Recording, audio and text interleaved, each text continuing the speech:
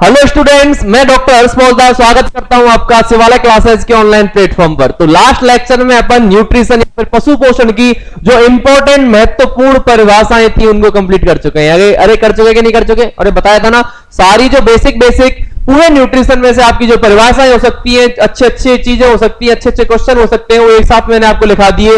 ये आपके क्या आते हैं, बहुत अच्छे अच्छे क्वेश्चन ही इनको आप मान सकते हो क्या? ठीक है ना। अब अपना क्या होगा, आगे का टॉपिक, अपन पहला टॉपिक स्टार्ट यहाँ पे करने जा रहे हैं, जिसका नाम क्या है, प्रोक्सीमेट प्रिंसिपल। क्या बोलेंगे? प्रोक्सीमेट प्रिंसिपल कुछ नहीं है, देखो ये क्या है, भोजन में क्या क्या उपस्थित है, ये प्रिंसिपल हमें क्या बताएगा। यहाँ पे एक ही पढ़ेंगे हम प्रोक्सीमेट प्रिंसिपल के अंदर, जो हमें क्या बताएगा कि भोजन के अंदर कौन कौन से पदार्थ हैं, उनको अपन कैसे वर्गीकृत कर सकते हैं, कैसे उनको समझ सकते हैं। उनको समझाने के लिए क्या दिए गए थे, प्रोक्सीमेट प्रिंसिपल दिए गए थे।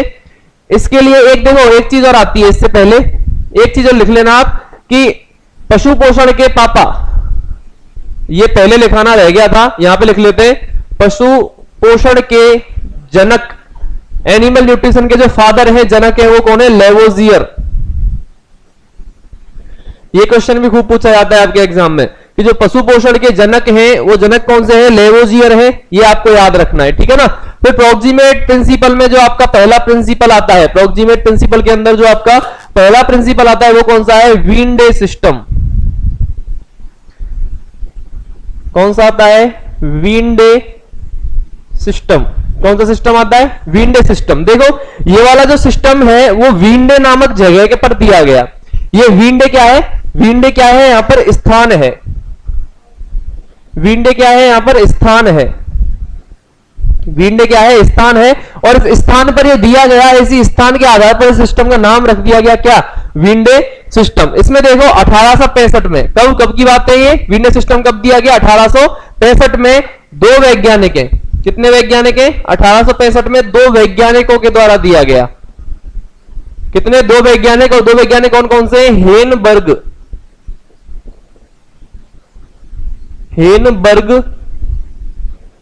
तथा स्टोहमैन। हेनबर्ग तथा स्टोहमैन, ये क्या है? अपने दो साइंटिस्ट हैं, दो वैज्ञानिक हैं। इन दोनों वैज्ञानिकों ने क्या दिया 1865 में? ये सिस्टम दिया। पहला क्वेश्चन तो यही बन गया कि वीनडे सिस्टम में जो वीनडे है वो स्थान के आधार पर कब दिया गया? 1865 में दिया गया। दो वैज्ञानिक कौन कौन से? हेनबर्ग तथा स्टोहमैन के द्वारा ये दिया गया, ठीक है ना। और इस सिस्टम के अंदर पोषकों को लिखेंगे अपन। इस सिस्टम में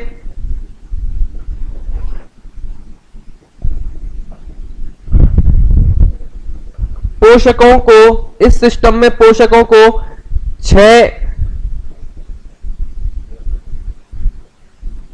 बड़े समूहों में व्यक्त किया। कितने बड़े समूहों में व्यक्त किया? 6 बड़े समूहों में व्यक्त किया गया। किस सिस्टम के अंदर? वीनडे सिस्टम के अंदर, ठीक है ना। वो 6 बड़े समूह कौन कौन से हैं? देखो 6 बड़े समूह वो ही है, जाने पहचाने। पहला मैं लिखूंगा यहां पर कौन सा? मॉइस्चर। क्या लिखूंगा? मॉइस्चर, या इसको अपन बोलेंगे नमी, या इसको अपन बोलेंगे H2O। क्या बोलेंगे? H2O या नमी, इसको अपन बोल सकते हैं। अब साहब हेनबर्ग और स्टेमैन ने 6 में अभिव्यक्त किया। पहला नमी हो गया, मॉइस्चर हो गया। दूसरा अपन लिखेंगे सीपी बोले तो क्रूड प्रोटीन। क्या बोलेंगे? Crude protein. और इनकी बात अपन पहले ही कर चुके हैं कि क्रूड प्रोटीन क्या होती है, ठीक है ना। सीपी क्या होती है? क्रूड प्रोटीन हो गया। अगला लिखेंगे NFE का मतलब क्या है? Nitrogen free extract. क्या बोलेंगे इसको? नाइट्रोजन फ्री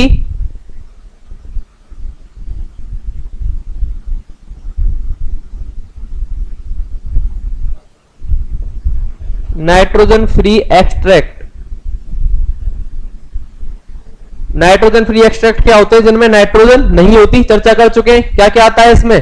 पेंटोस शर्करा आती है, हेक्सो शर्करा आती है। सीपी के अंदर क्या आती है? प्रोटीन और नॉन प्रोटीन नाइट्रोजन, यूरिया वगैरह आता है। कि मॉइस्चर क्या हो गई आपकी? नमी हो गई।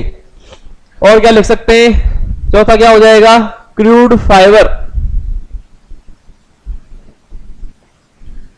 चौथा क्या हो जाएगा? Crude fibre. क्रूड फाइबर में कौन कौन आता है? फिर से एक बार लिखना चाहूं, सेल्यूलोज क्या आता है? सेल्यूलोज आता है, या और लिग्निन। सेल्यूलोज के अलावा और क्या आता है? लिग्निन आता है। क्रूड फाइबर हो गया। क्रूड फाइबर के अलावा और क्या लिख सकते हैं अपन इसमें? अपन लिख सकते हैं ईथर एक्सट्रैक्ट। क्या लिख सकते हैं? Ether extract. इसमें क्या आता है? वसीय पदार्थ।